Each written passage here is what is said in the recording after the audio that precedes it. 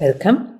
My name is Vera Bühlmann, and I'm happy to talk a little bit here about a very early collaboration that we did at ATTP when it started in 2016. It was a collaboration with two architects, with Valle Medina and Benjamin Reynolds. They both run an architectural practice called Palace. Here is their website. We will come back to that in a little bit. The project we collaborated in was a series of design studios under the proper name Dom Gros. So Dom Gros is an architectural design studio taking place within the Department for Architecture, Theory and Philosophy of Technics at the Vienna University of Technology. It is run by Dom Gros with Valle Medina, Benjamin Reynolds, and the support of myself and Julian Litzmann. Dom Gros is a persona. It's an abstract persona, born 1960 in Randa, Switzerland. And Dom Gros works coarsely, without deducing the contributions of those of whom he is composed. He is concerned with an asynchronicity that disconnects production and obvious contemporary shifts by defining states, ranks, domains in which to respond and to earn in the profits of mastering contexts. So much about Dom Gros.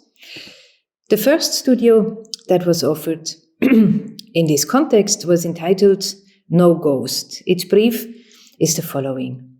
The question of history is no longer, Dom Gros claims. It demands no speculation, as it is now perfectly reproducible and accessible in real time. Words that used to die are kept indefinitely. No Ghost operates by selecting sources from a never-dying world of ideas to crystallize languages of made realms. We will momentarily interrupt the streaming present by introducing ideas as differentiations, reorganizations. Since to bring a project into existence does not require it to have a presence, No Ghost strives for realm making that is critical of the emergence of projects burdened by the false weight to produce contemporary reflections, and as such are abjectly haunted by history. The same is for the future. No Ghost will identify natures of today. We look at another studio, again the brief. It was entitled Juvenilia. The interest here, or rather the quest here, can we keep alive in a moment between a certain helplessness in the world and the fearlessness towards the potentials of what will come? In recent years, the discovery of youth has led to large shifts in development of technology and the creation of a new market segment which is trying to capitalize on its helpless, fearless condition. Such development has taken leads from the overwhelming amount that is being written in popular literature and mainstream media, where youth is being problematized in a manner that it tends to give an image of its debilitation.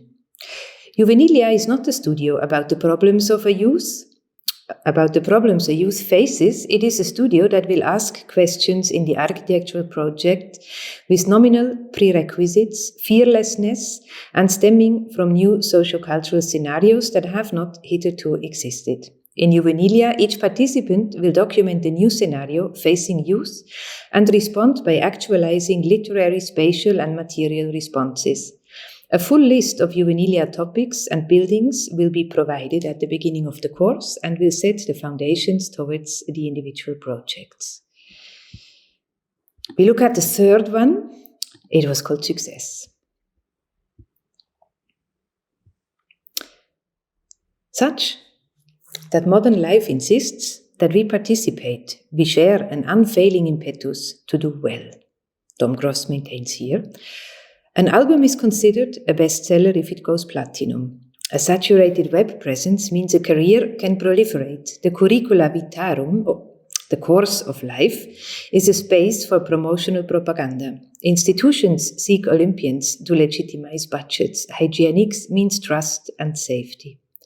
Since the criteria for success may be relative to a particular observer, critically acclaimed does not mean profitable, we will not debate the makers of a successful project. We will not debate the markers of a successful project. Instead, we will deliver a spectrum of effective criteria to create motivational architectural projects.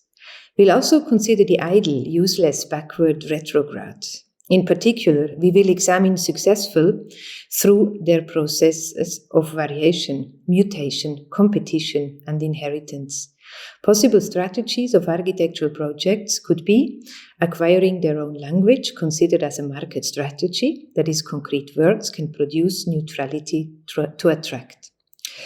Thematized images, as per a culture's code of behavior, the quality and fetish of being a limited edition, etc.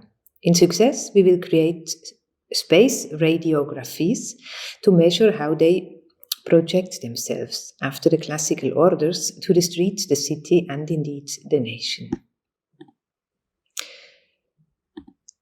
The studio after that was called Levitation. It starts with a citation from Lucretius. How sweet is it when on the open sea? Levitation is neither turbulent nor laminar. Turbulence is what Epicurus and Democritus call the primitive form of the construction of things. Lucretius, in his poem De Rerum Natura, uses clinamen to describe the unpredictable swerve of atoms, the smallest imaginable form of turbulence, a differential. In his uncertainty of them, he refers to the atom's inclination. It is as if they were a subject. In the identification of clinamen, Lucretius gives birth to modern physics. Thereafter, the mechanics of fluids becomes the preoccupation of physicists, and Vitruvius dedicates a book of his treatise on architecture to the flow of water. But what could be said of a state not at the mercy of a swirling atmosphere, nor is arranged in parallel streamlines, that is to say, not turbulent nor laminar? Is there something that can regulate the degrees to which it is able to resist being swished around in the boil of turbulence and can avoid being made into a projectile in a laminar stream? Levitation can contend with turbulence and lamine and yet not be either. And yet it may be a strange amalgam of a turbulent condition, in other words, a violent or unsteady one, a fire, a political unrest, a rough rock, a milling crowd, and a laminar condition, still a non-deviating vector, certainty, a domesticated garden, safety glass, etc. This amalgam of violence and stillness will be the subject of the studio. The last one of the studios which have happened so far was titled Gearing, the architectural venture. Here Dom Gross considers. Gearing is the measure of risk. This semester we will explore the architectural project as an offering to be leveraged. What could be the impetus to undertake a project if we were to avoid the common principles of evaluating the architectural project in terms of a must-have, nice-to-have, or don't need, and instead evaluate it through a potential for massive success or failure, a grand risk? What is the architecture that would otherwise remain untested if it were not for asking renewed questions for its impetus? In Gearing, we will design architectural projects through a potential if it were seen as a model of reality not solely concerned with innovation, but as an offering to infringe upon known realities, and where projects are considered inversely to what would be thought of as sound judgment, where projects are deemed healthy if they are risky. The studio will then encounter questions in architecture of new performative capacities, timescales, scenarios, and qualities that serve as an architectural venture. The outcome of these studios have been published last year in a collection, beautifully designed by Ben and Valle with the help of Julian Lietzmann. It is a 2-volume, well, actually it is a box. It is a box which contains 2 volumes and a gift. It is a limited edition. There is only 4 exemplars existing, and all the students' works is documented therein. Ben and Valle also taught a course which was a collaboration for a competition at the Château Chambord near Paris. It is a project where we were invited to participate. The title is Lever et coucher. Before showing you what we did, let's look briefly at how we thought about what we did. Our ambition was to embrace the exposition's theme as an architecture that is not fully achieved by relating the emblem of the salamander, bearing the reading Nutrisco et extinguo, I nourish and I extinguish, and present in more than 300 locations in the building, to the spectral and over-proportioned body of the castle. We were setting the castle into light, but into a materiality of light, where the immersion of the building in the sun will allow the perception of diverse scales of the architecture, its visage, its etiquettes, its constitutions. By considering a geometry of the incandescent and distributed light, emitting kernels in whose light the castle appears today, an eclectic Pygmalion-like play will occur that stages the castle's dying as well as its nature in continued current as well as dated presence. Chambord will acquire projectively a multiscalar understanding of itself. What it looked like is this.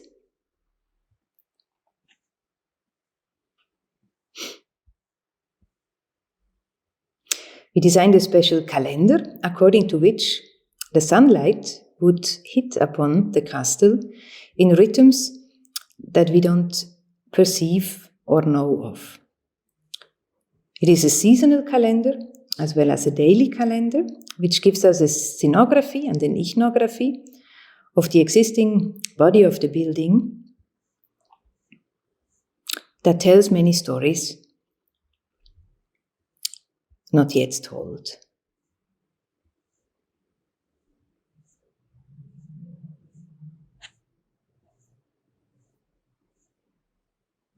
The project was documented in a volume that accompanied the exhibition, and we have it in the ATTP library. Thank you for watching, and bye.